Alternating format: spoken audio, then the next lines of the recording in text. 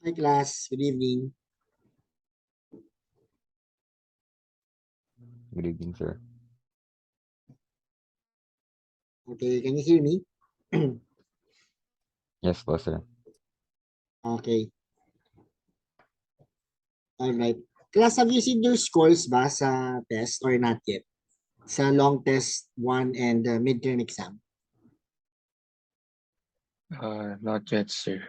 Parang wala Okay, pong lumabas na score, okay, sige. After our class later today, no, I will check the settings no of long test 1 and the midterm examination. Okay? So yeah, so I'm going to be meeting you today. And on Thursday, we don't have any meeting. So after today, no, the next meeting will be on Tuesday next week. So I will inform you sa Big Sky. And our lesson today, no, will be about the next chapter, no, which is about demand and supply. And then if we can tackle later market equilibrium, but I'm sure no, I won't be reaching break-even analysis today because this chapter no, is quite long and it consists of a review and recall no, of some algebra concepts. So we will be talking about demand, supply, and market equilibrium in the context of algebraic equations, no, particularly linear function. So when we say a linear function class, a linear function is a function of the form f of x is equal to m times x plus b. So can you recall this function? No? So this is a linear function and the graph of a linear function is, what is the graph of a linear function? From the word linear, anong graph niya? You can make use of, you can use the chat box, class. What is the graph of a linear function?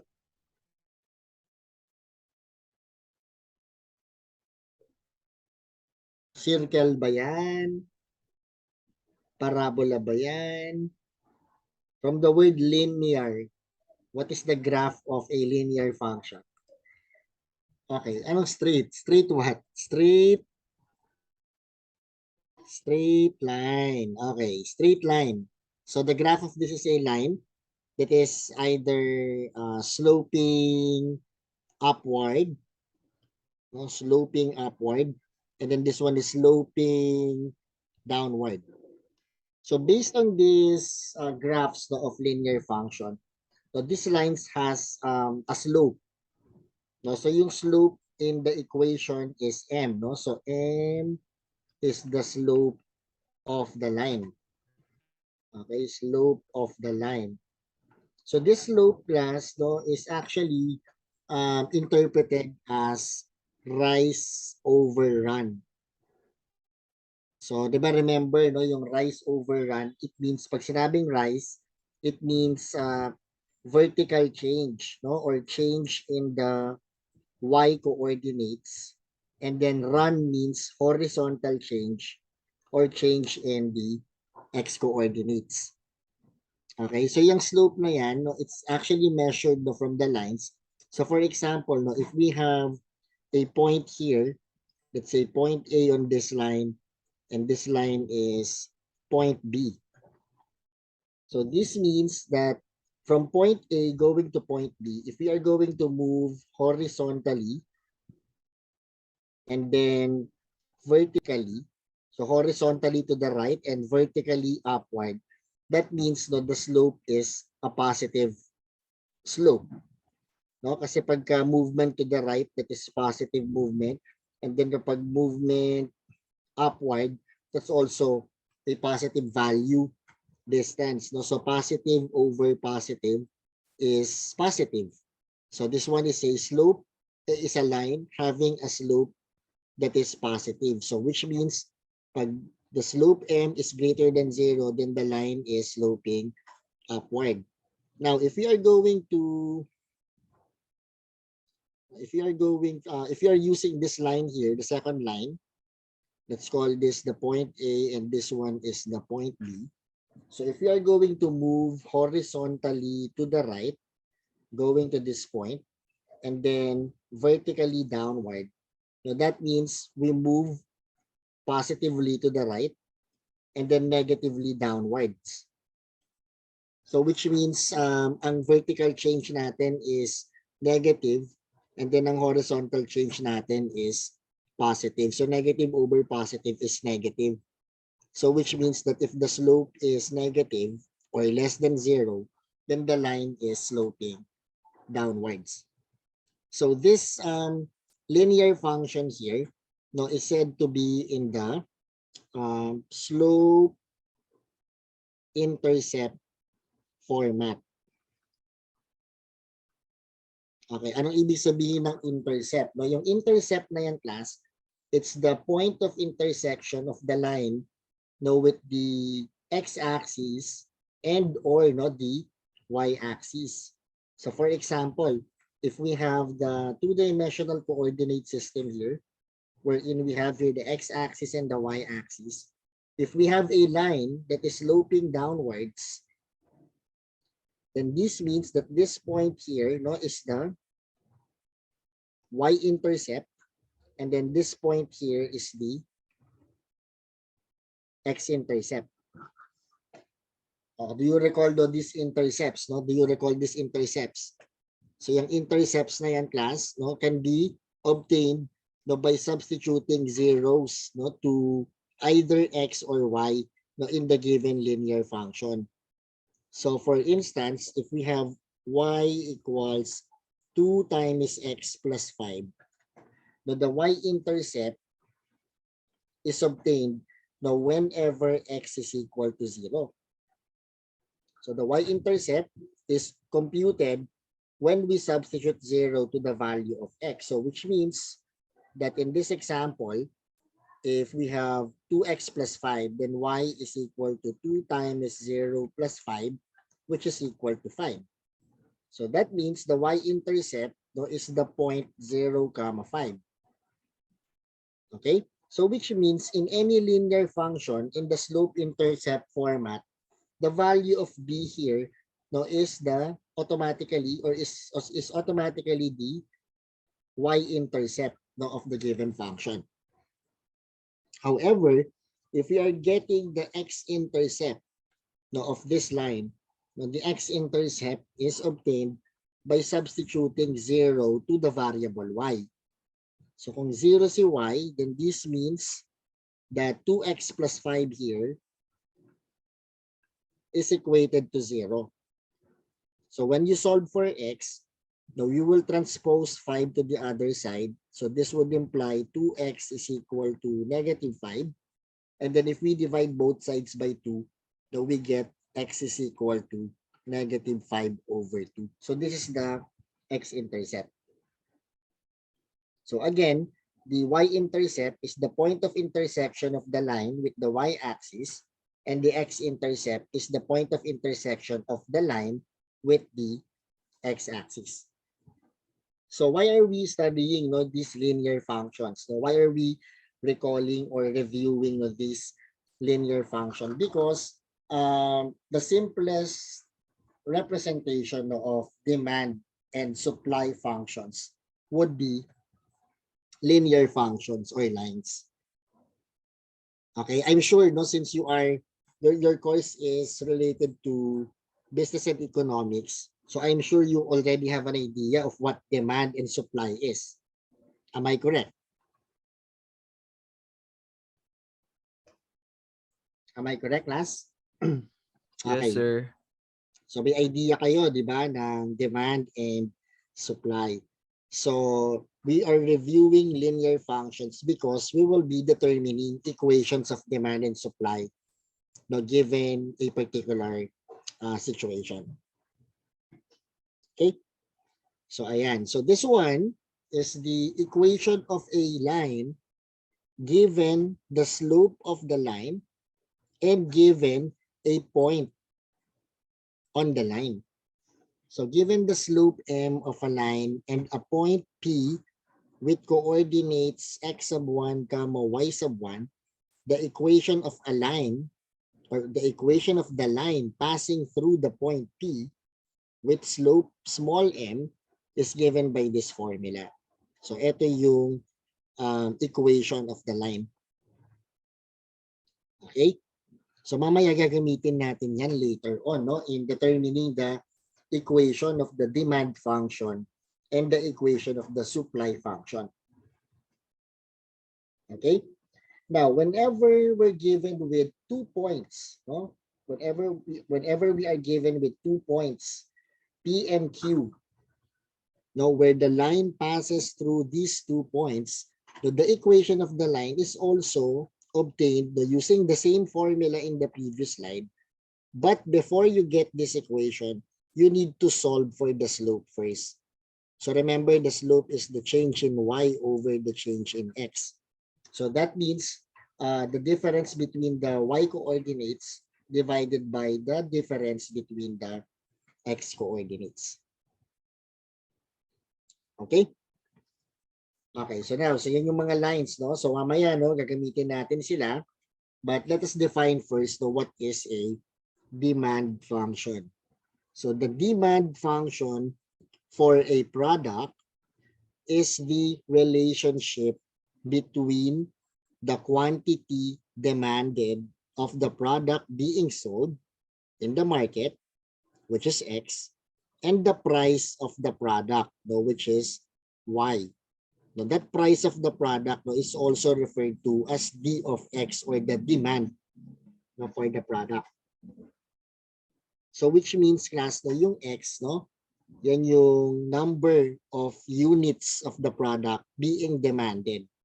So usually, no, the demand function is the function concerning, no, the buyers, no, of the product.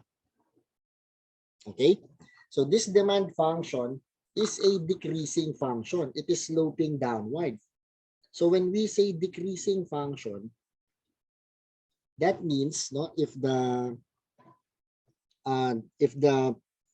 quantity demanded, no, if x, no, if the quantity demanded increases, then the price, no, would decrease. Now, whenever the quantity demanded decreases, then that means the price would increase. Kasi sloping downward siya, no? Inversely, ano siya, no? Inversely related, no, si X and Y. Okay? So a lower price means higher demand, and then higher price means lower demand. So yun yung ano, no, yung demand relationship, no, for the variables X and Y. Okay? Okay, so now if we have a demand function, the x-intercept of the demand function is interpreted as the quantity demanded when the product is free. So remember, pag x-intercept, no, that means y is equal to 0. So if y is equal to 0, then that means the product is free kasi 0 yung price niya. No? So the x-intercept is the number of units demanded, no, if the price of the product is 0. While the y-intercept is viewed as the highest price that consumers or buyers are willing to pay for the product. So kumbaga, ano yung maximum price that buyers are willing to spend, no, to buy the particular product. No, that's the meaning, no, of the y-intercept for the demand function. Okay, so let's have an example, no, to illustrate this. Okay, so suppose that the demand equation for a box of embroidered handkerchiefs is given by the equation 3x plus 8y equals 96, where x is the number of boxes demanded when y in pesos is the price per box.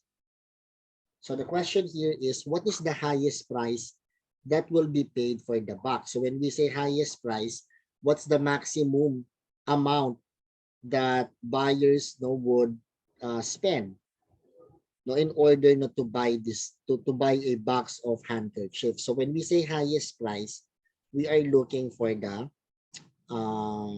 y-intercept. Okay, y-intercept of the demand function. Okay, so that this means, class, this 3x plus 8y equals 96. This is our demand function. So ibig sabihin, this is a line that is sloping downward. This is a line having negative slope. So pag kinonvert natin si 3x plus 8y equals 96 into the slope intercept form, now you are going to transpose 3x to the other side. So that gives us 8y equals negative 3x plus 96. And then if you divide both sides by 8, so this will give us y is equal to negative 3 over 8 times x plus 96 divided by 8. What is 96 divided by 8? Is that 12? Tama ba? Okay, 12. Okay, 12 siya. No? So this means the equation is now in the form of m times x plus b. So yung negative 3 over 8, that is our slope. Kasi itong positive 12, that's our y-intercept. No? Remember, yung b, the value of b is the y-intercept. So which means yun yung highest price, no? That's the highest price that consumers are willing to pay for the box of embroidered handkerchief. 12 pesos yan. Okay? So if you are not going to write it in this manner, pwede mo siyang ma-solve using 3 times x plus 8 times, 3 times, pag y-intercept, ibig sabihin 0 si x. Okay, dapat 0 si x. So which means 3 times 0 plus 8y equals 96. No? But 3 times 0 is 0. So this implies 8y equals 96. And if we divide both sides by 8, that would imply that y is equal to 12. So 12 pesos yung highest price that consumers are willing to pay for the box. So that means if the seller will charge the buyers more than 12 pesos, the buyers will not anymore buy the product because it already exceeded the maximum price that they are willing to pay to buy that product. Okay, naintindihan, class?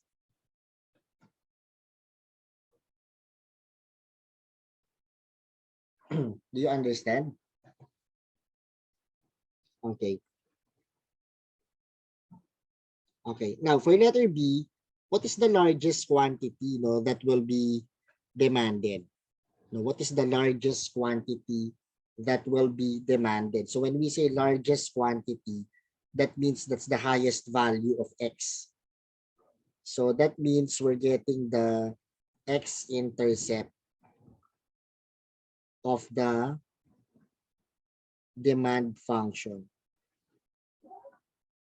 So this means if we have 3 times x plus 8 times y equals 96, if you are looking for the x-intercept, that means the value of y will be 0. So we will be substituting 0 to y. That's 3x plus 8 times 0 equals 96. 8 times 0 is 0, and then 3x is equal to 96. So pag dinivide natin both sides, class, I think you're already answering sa chat box. So that's right, Christian and Lily. X is equal to 32 boxes. Kasi 'di ba, X is the number of boxes demanded. So which means kapag free yung product, the consumers will, or the buyers will buy a maximum of 32 boxes. Pero of course, that's not realistic, no? So tinitingnan lang natin, no, what is meant by the x-intercept, no, in the context of the demand function. Okay? So I won't be requiring you not to sketch the graph, no, but if you want to see the graph of that, I have it here, no? So ito yung 12. No, this is the ano to 12 to highest price. That's the highest price that consumers are willing to pay for the product. And then yung 32 dito, no, that's the largest demand.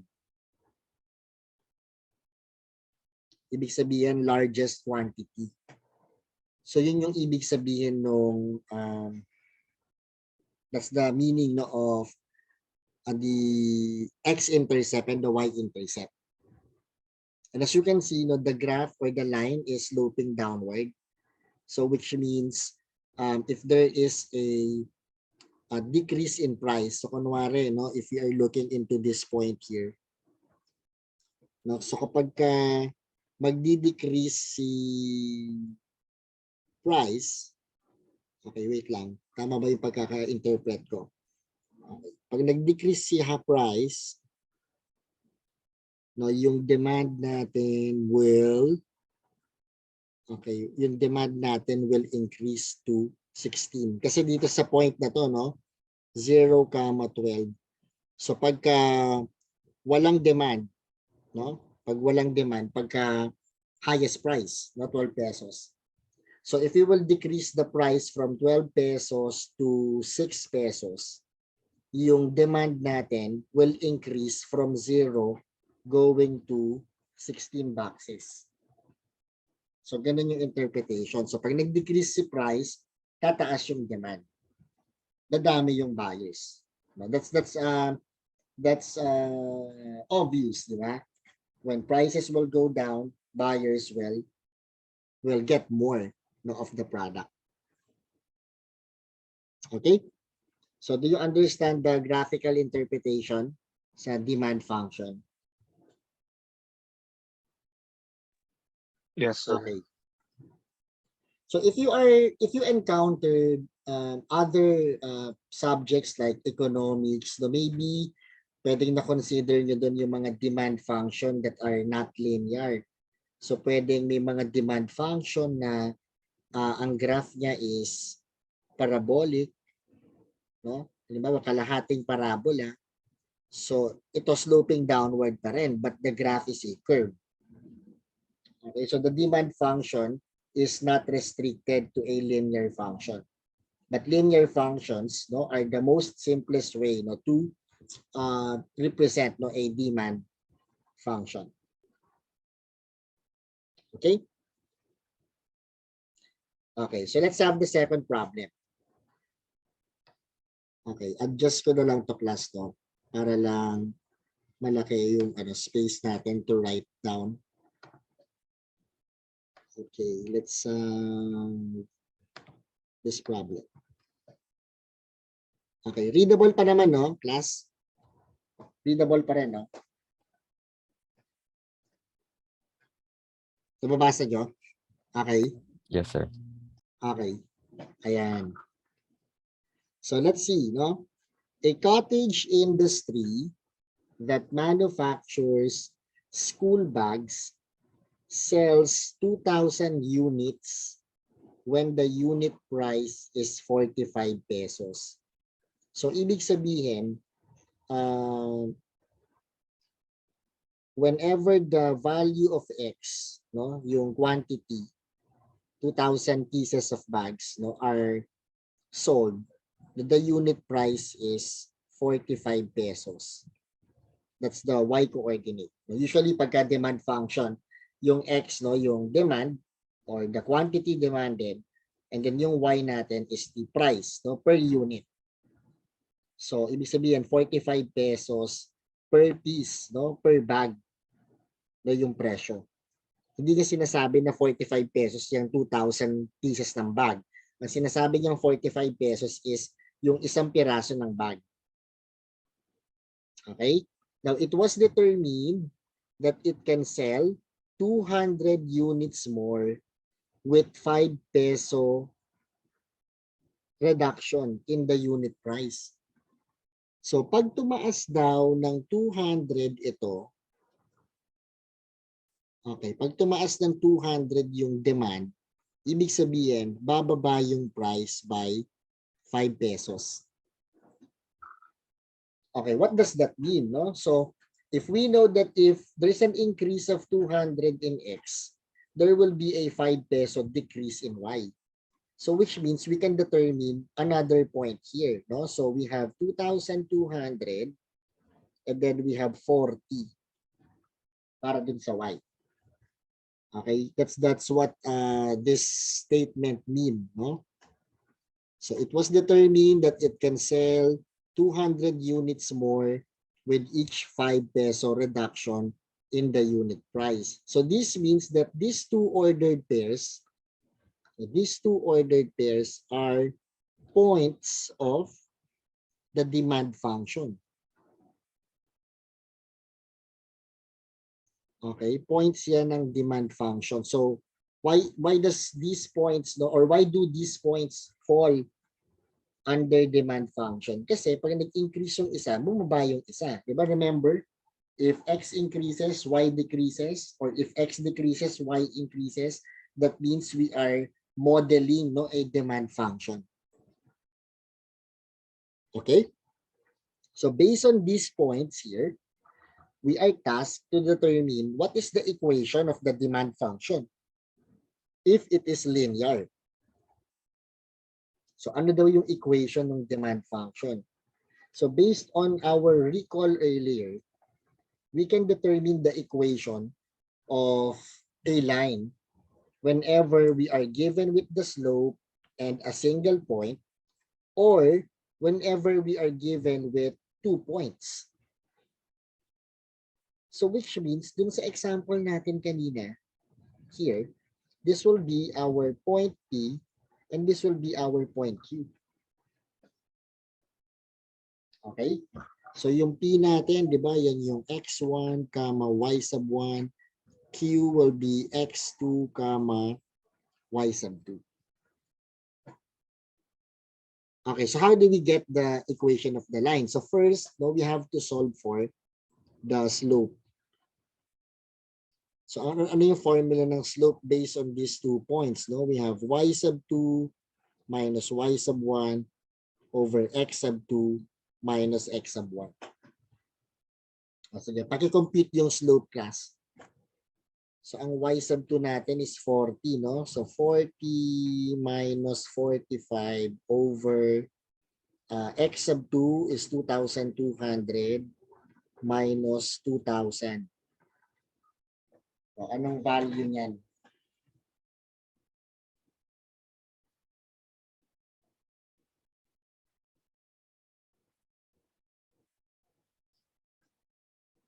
Oh, what's the value? Okay, the value is negative 0.025. Pero para safe, magawin nating fraction muna. Negative 5 over 200. So yung negative 5 over 200 no, in lowest terms, so this is negative 1 over 40. So yun yung slope natin, negative 1 over 40. Okay? So once you have this slope, then pwede na natin gamitin yung formula na y minus y sub 1 equals the slope times x minus x sub 1. Okay? So ano ba yung y sub 1 natin? Yung y sub 1 natin yung 45. So y minus 45 equals the slope is negative 1 over 40 times x minus 2,000. Okay? So gagawin lang natin, no, we can write this in the slope-intercept form. So pag sinulat natin in the slope-intercept form, this negative 45 here will be transposed to the right side. And also, itong si negative 1 over 40 will be distributed, no, to both x minus 2,000. Okay, isulat muna natin dito, ha? So this one will be y is equal to negative 1 over 40 times x minus 2,000 plus 45. Tapos distribute natin si negative 1 over 40. So that's going to be negative 1 over 40 times x plus, kasi negative times negative, no? So that becomes plus 1 over 40 times 2,000, no, will be 50. Tapos plus 45. So that's going to be y is equal to negative 1 over 40 times x plus 95. Okay? Okay. Okay, Levin, no problem. Okay? So ito yung final answer natin. Ito yung demand function. So as you can see, negative yung slope, di ba? Negative yung slope because we're representing it by a demand function. It's demand function. Kaya negative yung slope niya. Okay? So magkano yung highest price, no? What is the highest price that consumers are willing to pay for the product? So 95 pesos. Kapag zero yung X, 95 pesos yung highest price that consumers are willing to pay for the product. So if the school will sell the bag or the bags using 100 pesos each, the buyers will not buy anymore. Kasi ang highest price according to the demand function is 95 pesos. Okay? So ang graph niya ito. So as you can see, ito yung 95 pesos. Okay? That's the highest price, no, that consumers are willing to pay for the product. Okay, tapos ito naman yung largest quantity. That is 3,800. So if the product is free, the quantity demanded is 3,800 pieces of bags. Okay, so yan yung examples natin, no, for the demand, no, demand function. Okay, so naintindihan na itong si demand, class?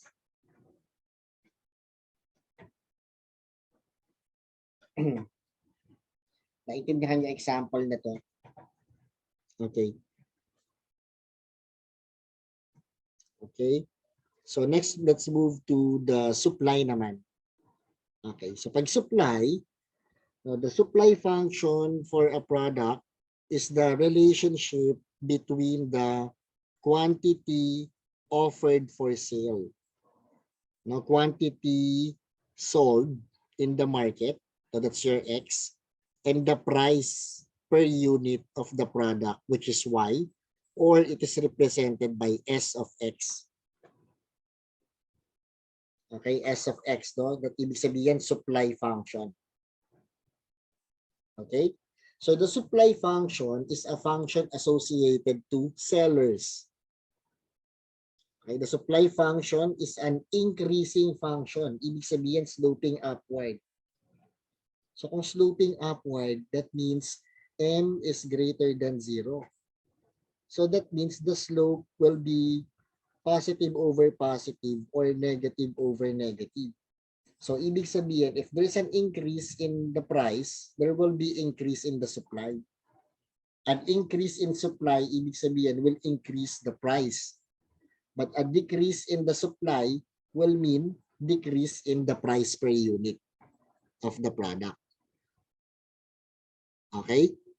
So, sa demand, in the demand function, the y-intercept is interpreted as the highest price consumers are willing to pay for the product. Pero sa supply function, the y-intercept is interpreted as the lowest price that sellers or producers are willing to sell the product.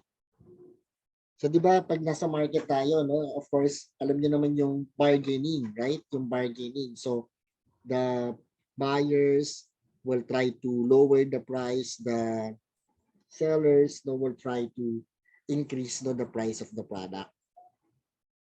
So, syempre, si seller, no, the seller has a set lowest price that he or she is willing to sell the product.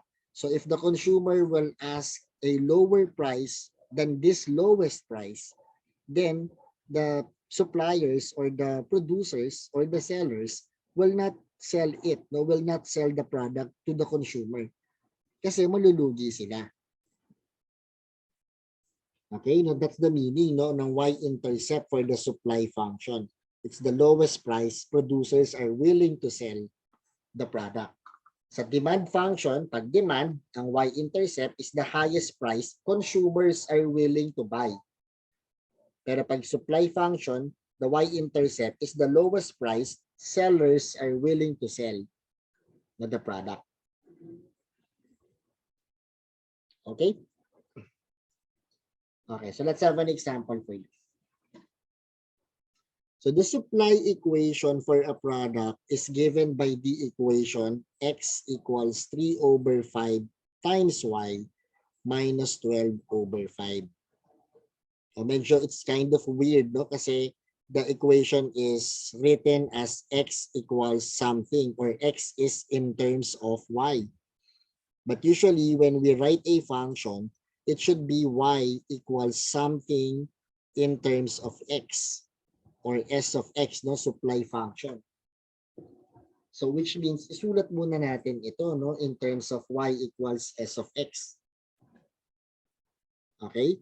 So i-multiply natin both sides, no? I'll just adjust the font muna, class, para lang malaki yung space natin to write the solutions. Okay? So ayan, no? So this means we have x is equal to 3 over 5y minus 12 over 5. So we can multiply both sides no, by 5. And we get 5x is equal to 5 times 3 over 5 is 3.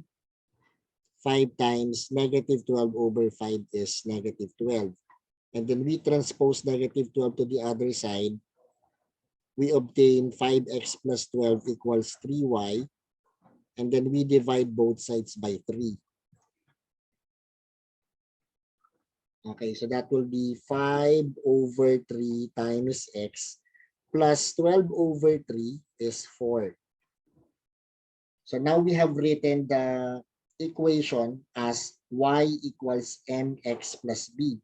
So as you can see, yung slope natin is positive. It's 5 over 3.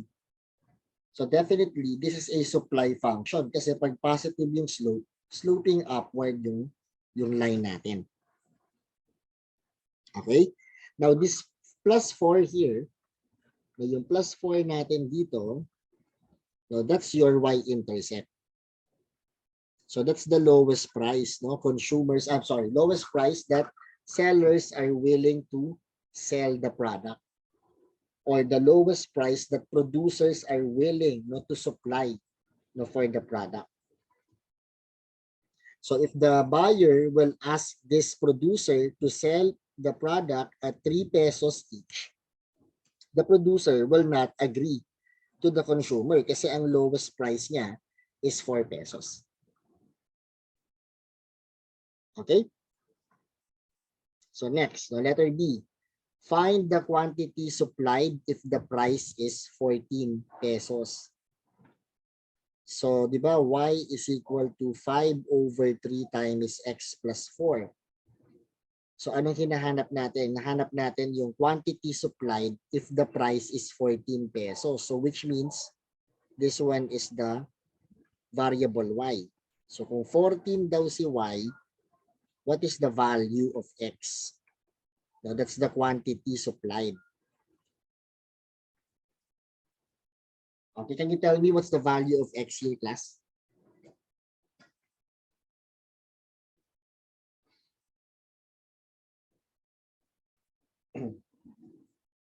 Anong value ng x dyan? Using this equation.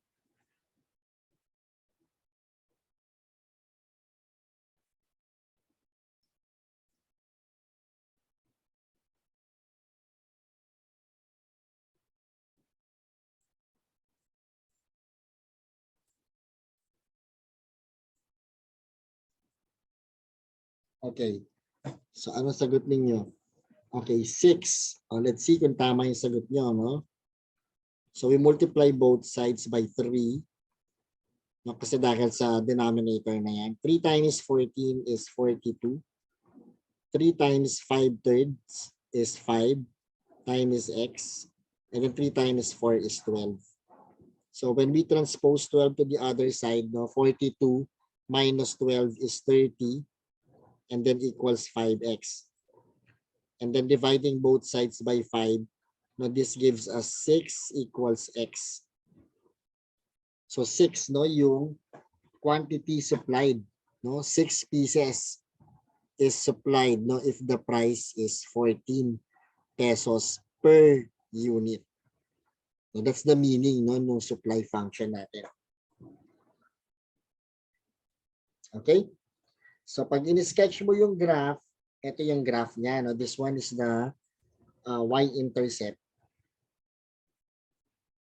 Ito yung 4 pesos. So, yan yung lowest price. No? Yan yung lowest price that producers are willing to sell the product. Okay? That's the y-intercept. All right. So, let's move to another example. This time, we want to find out the equation, no, of the supply function. Okay. Adjust lang natin yung font. Okay. This is the problem. All right. So, ito siya, no? Tanggalin na natin yung draw kasi I won't ask you to draw that graph. Hindi na tayo mag-graph, no? Kasi madali na yan makuha using GeoGebra, no? Using online graphing tools. So all you need to do is to interpret the graph, no? Kung nasan doon yung highest price, yung lowest price, no? And so on. Okay. So number 2, 1,000 copies table lamps are available for the market when the price of one lamp is 120 pesos. Okay, sulat natin. So, 1,000 table lamps, no? Yan yung X. Quantity yan. Okay, quantity are available for the market when the price of one table lamp is 120 pesos. So, yun yung Y. So, this is a similar problem kanina, no? Dun sa example number 2 in our discussion of the demand function. So, for each 10 peso increase daw in the price, so pag nag-increase daw to ng 10 pesos yung price, 800 more lamps are available for the market. So, which means the X value will also increase by 800. So, remember, pag supply function, an increase in the price would mean an increase in the supply. Okay, increase in the quantity supplied will be increase in the price. Okay, or parehas sila magdi-decrease. So it's either both of them will decrease or both of them will increase. Kasi directly related sila, no? Unlike sa demand inversely related si X and Y. Okay, so because of this information, we can create a second point, no? That will be 1,800 comma 130.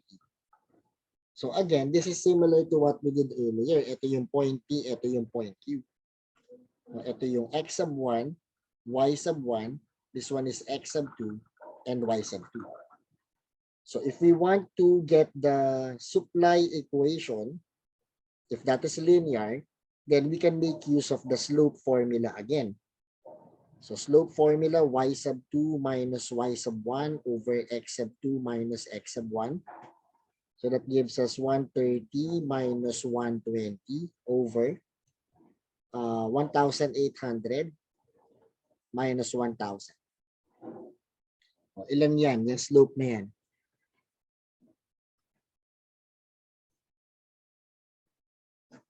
Okay, that's going to be 1 over 80. Okay, that's 10 over 800. Or in lowest terms, that's 1 over 80. Okay, tapos we have y minus y sub 1 equals m times x minus x sub 1. That's the equation. So we have y minus, ang y sub 1 natin is 120. The slope is 1 over 80 times x minus x sub 1 is 1,000. So similar na to, no? Class, similar na to din kanina. So we get y is equal to 1 over 80 times x minus 1,000. And then you transpose yung negative 120, it becomes positive 120. And then distributing the fraction to x minus 1,000, no, we get 1 over 80 times x.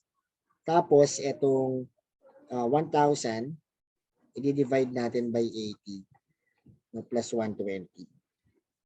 So, combine natin yung constants. Ano itong 1,000 over 80? No, 1,000 over 80 is, ilan yan? Divide natin using calculator.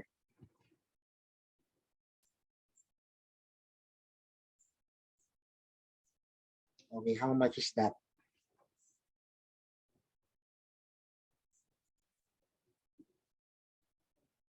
Okay, 12.5, tama ba? 12.5. Ayan, 12.5. So, negative 12.5 siya plus 120. So, that's going to be 1 over 80 times x plus 107.5. Kasi in-add natin sa 120. Okay?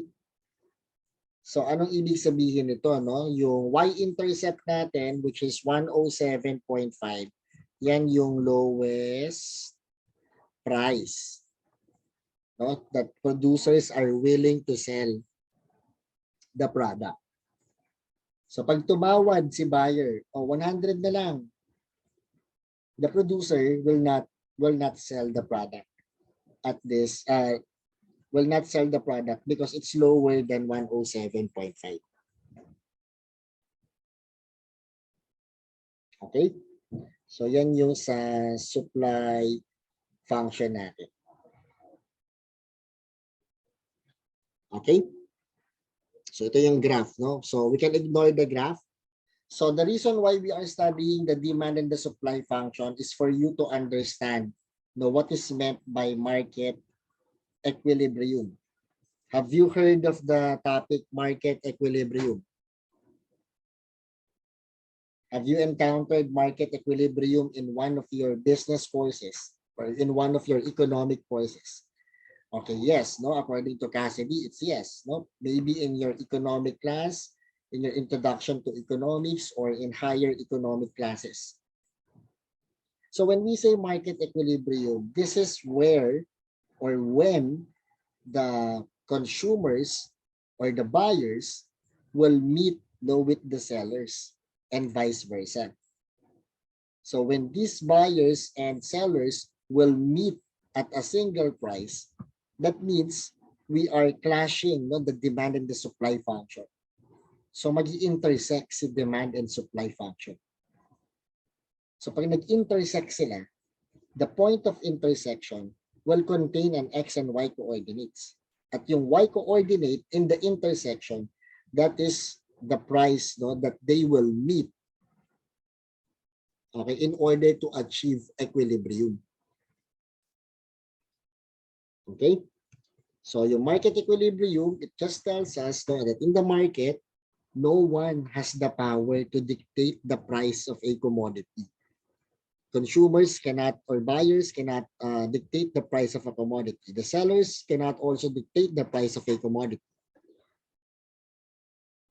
Siyempre, kasi kung gusto nilang mas mataas na price para kumita, then there will be others who will sell that same product for a lower price. So, mas bibili ng consumers yung lower price. So, the tendency, the one who increased the price at a maximum will also tend to decrease the price, just to be able to sell all the products that he has. Okay? Yun yung ibig sabihin ng equilibrium, para mag-beat sila. So the producer and the consumer may agree with a certain price that will be fair for both parties.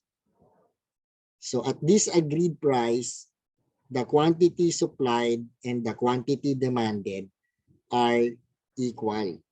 So this situation is called the market equilibrium. Okay? So kumbaga ganito yung graph niya, class, no? Halimbawa, okay, ito yung demand function. Tapos ito yung supply function. Remember, demand is sloping downward, supply is sloping upward. So yung point of intersection na yan, that's our XE, YE. O, ibig sabihin, that's the X and the Y coordinates of the equilibrium. So at this point of intersection, the quantity supplied and the quantity demanded are the same. Parehas, no, yung X coordinate nila. Parehas yung X coordinate at Y coordinate of the demand function and the supply function. Okay? Now we call X sub E as the market equilibrium quantity, while Y sub E as the market equilibrium price. Okay? So now in this concept of the market equilibrium, now we can see some situations wherein there will be a surplus of goods. Kailan magkakaroon ng surplus of goods? No, if the price of a commodity is greater than the equilibrium. Okay, bakit? No? Okay, tingnan natin yung graph. So dito sa point na to, class, no, in the graph, no, if we are looking at this point. Okay, dito na lang pala, sorry. Wala, nabura. Sorry, class. Teka lang. Yan, yan. Okay. So pag check natin yung point na to. Okay. Yung point na yan has a y coordinate that is higher than the equilibrium. Pangit, hindi kita. Class, saglit lang. Palitan natin yung color. Okay. So yung price dyan sa supply function na yan, is higher than the price ng equilibrium. So that means yung price, no, yung price dito sa yung price diyan sa supply na yan.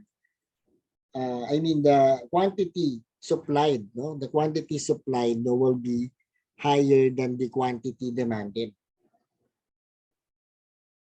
Okay? So mas madaming supply 'yon. Ibig sabihin, merong surplus of goods. No, pag kinompare natin yung X coordinates niya, mas mataas yung X coordinate dito ng point na yan compared sa point of equilibrium. So there will be a surplus of goods. Okay? Now, if the price no, of a commodity is less than the equilibrium, then a shortage of goods will happen. Siyempre, kasi kung yung price ng commodity is lesser than equilibrium, eh di napakadaming bibili. Okay? Napakadaming bibili. So, konti lang yung, magiging konti yung quantity ng goods mo. Mauubusan ka ng goods. So, shortage of goods ang tawag doon. Okay, that's how we interpret it. So, halimbawa, kung may point tayo dito, so ang y coordinate niyan ay mas mababa dyan sa equilibrium. So, which means yung x coordinate niya ay mas mababa dun sa x coordinate ng equilibrium. So, magkakaroon ka ng shortage of goods. Okay? So, ngayon, okay, so how do we solve for the market equilibrium point? So, syempre, dapat meron kang supply equation at saka demand equation. And then, syempre, yung equilibrium niya will be when we equate the supply function and the demand function. So there will be a system of equations, no, involving the variables x and y. So that's how we solve, no, a market equilibrium. For instance, so let's solve this problem, no. The supply and demand equations for a product are 3x minus 200 times y plus 1,800 equals 0. And the other one is 3x plus 100y minus 1,800 equals 0, respectively. Where y is the price per unit in pesos and x is the number of units. So let's determine the market equilibrium quantity, so yung x sub e, and the market equilibrium price, no, which is y sub e. Okay? O, paliliitin ko lang yung font class. Okay, paliliitin ko lang yung font. Okay.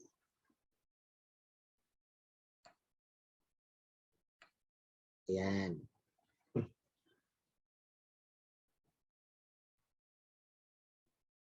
Okay. So tingnan natin muna yung unang equation. No? What's the first equation?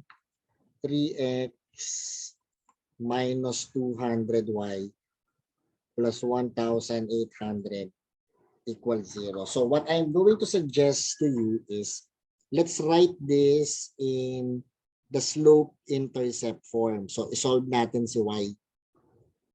Okay, ilipat natin si 3x, ilipat din natin si 1/8 sa kabila.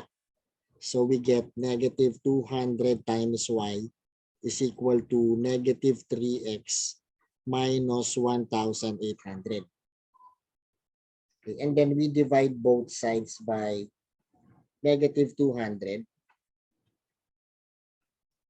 So this will be y is equal to negative 3x divided by negative 200 will be positive 3 over 200 times x. Tapos, negative 1,800 divided by negative 200 is plus 9. Okay, so yan yung ano. Anong equation to, class? Is this the demand or the supply function?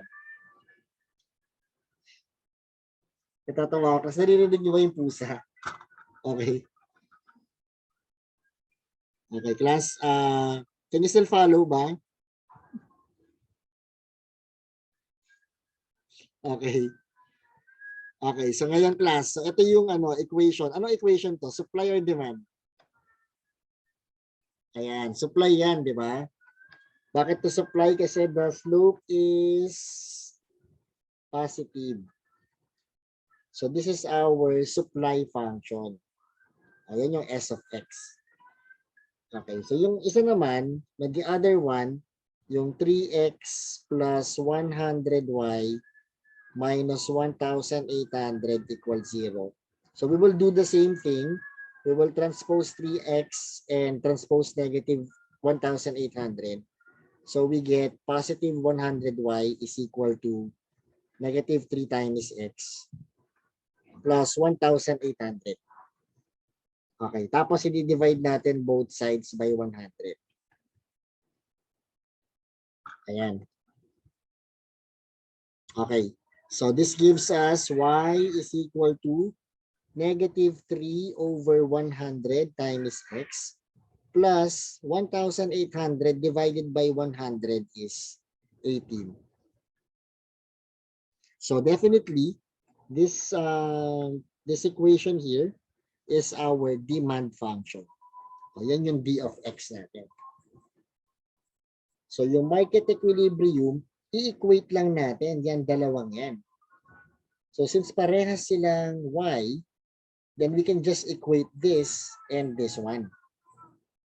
So pag in-equate natin sila, 3 over 200x plus 9 is equal to negative 3 over 100 times x plus 18. And then we solve this equation. So since meron dalawang fraction, no, 200 and 100, can you tell me what's the LCD between 100 and 200? What's the lowest number that is divisible by both 200 and 100? Ano ba yung lowest number na can be divided by 200 and can also be divided by 100?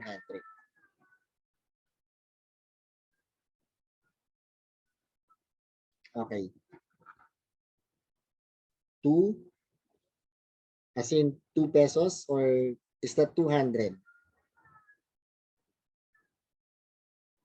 The lowest, ano, ang tinatanong natin ay yan, 200 dapat, no? So 200 is the lowest number that is divisible by 200 and also divisible by 100. So 200 times this is 3x. 200 times 9 is 1,800. Then 200 times this is negative 6x. And then 200 times 18, no, is this is 3,600. Tama ba yun? 200 times 18? Yeah, 3,600 siya. Okay, and then si negative 6x though will be transposed to the left side and 1,800 will be transposed to the right side. So this will give us 3x plus 6x is 9x. And then 3,600 minus 1,800 is 1,800. And then dividing both sides by 9 no, will give us x is equal to, yes, 200. So ito yung market equilibrium quantity. 200 yung market equilibrium quantity. Pero we need to solve for y, no? So pag y, pili lang tayo dito or dito kung anong gagamitin natin. So let's use this one, no? Y equals negative 3 over 100 x plus 18. Substitute natin yung 200. Okay? So substitute natin yung 200. So that gives us y is equal to 200 times negative 3 over 100 is negative 6 plus 18 is 12. Ayan. So 12 pesos. Kunwari pesos. Yeah, pesos siya. 12 pesos yung market equilibrium price. Okay? So ganun siya. So class, no, kapag yung price ay mas mataas diyan sa 12 pesos, there will be a surplus of goods. Okay? Kasi mas mataas yung quantity supplied kaysa quantity demanded. Okay? Mas mataas yung quantity supplied sa quantity demanded. Pag ganon. So pag mas madaming supply, konti demand, may surplus of goods. So that happens kapag mas mataas sa 12 pesos yung price, no? I mean, yeah, yung pag mas mataas yung price dun sa market equilibrium price. Pero pag mas mababa yung price compared to the market equilibrium price, then the quantity supplied will be lesser than the quantity demanded. So pag mas konti yung supply kumpara sa dami ng demand, there will be a shortage of goods. Okay? So are the lessons today clear to you, class?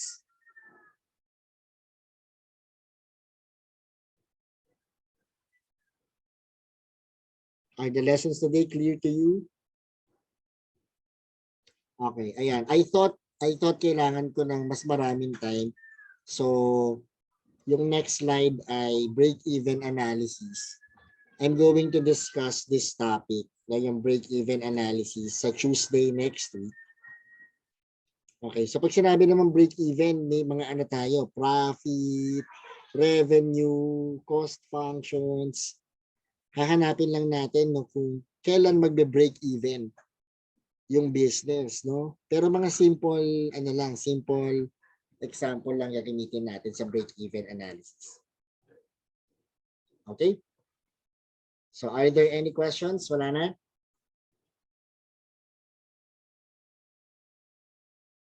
May tanong ba kayo, class? Meron ba kayong issues or concerns regarding our course before ko kayo i-dismiss today?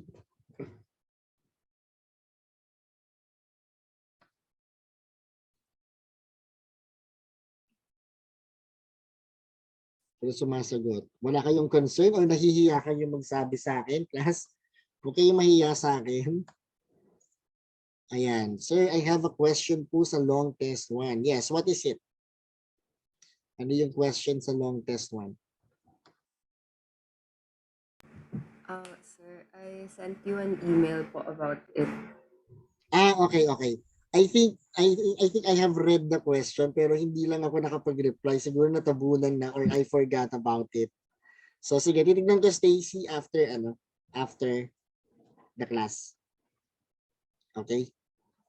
Okay pa, sir. Okay. Sorry, apologies no for not responding. Okay, meron pa? Kamusta ba yung Sir, test nyo? po Nahirapan namin ka? malalaman yung grades po namin. Yung grades, mamaya ko siya ipapublish. Tsaka titignan ko pa kung may hindi nakapag-take ng test. Yes po. Okay? Sir, I also sent you an email regarding problem set number 2 kasi hindi po pala nag-submit yung sa akin kaya hindi po siya napasa sa Dropbox.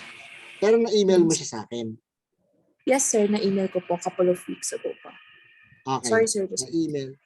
Okay. Yes po. Pero di ba Thank you. class, hindi naman ako nag-release ng hindi ako nag-release ng answers to those problems. Tama ba? No, sir. Hindi po. Hindi ako nag-release ng answers to the problem set. No? So, okay lang. Okay, so, kung hindi umabot sa Dropbox, no, titignan ko pa rin no, kung kailan mo sinubmit at ano yung reason dun sa email. Pero it will be accepted. Okay, do not worry. Okay? So, what else? Hindi ko pa na-check yung problem sets nyo, class. Sorry. So, most likely, yung midterm grade nyo will be explained next week pa. Okay? Okay. So, looks like wala na. So, kung wala nang tanong, class, see you again on Tuesday. Wala tayong meeting this Thursday. So, Tuesday, ang next meeting natin, we will be discussing the break-even analysis. Pero class, no, yung October 31 to ano ba to? October 31 to November 4. Okay, may klase tayo nun, di ba? Wala naman break ang CSB, di ba? May anong holiday? November 1 lang yung holiday, tsaka October 31. Yung November 2 ba ay anong date pa yung November 2? November 2 is Wednesday po, sir. okay. So, ibig sabihin wala tayong pasok ng November 1. So, kung teka lang, October 18 ngayon, no? 18. Tapos, sa Thursday, wala tayong meeting. Our next meeting will be October 25. Pero class, please expect na baka magka-meeting din tayo ng Thursday next week. Okay, both days, no? October 25 and 27. Okay? So, ayan. Kung wala nang tanong, thank you guys for attending today. And see you again next week. Thank you, sir. Bye-bye. Ingat po. Okay. Bye. Thank you po, sir. Thank you, sir. Bye. Thank you very much. Thank you, sir. All right. Sir. Yes. Cassidy, yes. Parehas kayo ni Stacy, tama ba? Yes, sir. Yung sagot wala po sa midterm choices po. Midterm ba to o long test? Or baka long test? Midterms, sir. Okay. Si Stacy, long test yata yung sa kanya. Yung sa'yo, midterm. Midterms din ata po siya, sir. Sige. Natanong ko din po kasi, sir. Sige. Nag-email ka din ba sa akin, Cassidy, about this? Ay, hindi po, sir. Okay. Hindi ko na Kasi na-email kasi kulang ng time. Oo, Cassidy, para para naka-record sa email. Kasi kahit na hindi ako maka-reply, at least pag nag-backtrack ako ng email, makikita ko na na meron kang ganong concern. Okay? Okay lang, sir, if hindi ko na maalala anong problems yung walang Ano? sagot sa Hindi mo siya na choices. hindi mo siya na picturean or Check ko po ulit, sir. I think na-picturean ko sa cellphone ko. okay, kung na-picturean mo siya, padala mo sa akin yung picture na yun sa email para tayo. Para naka-document. Okay? Okay, sir. Thank you. Okay, Cassidy, Okay, thank you, sige. sir. Bye-bye.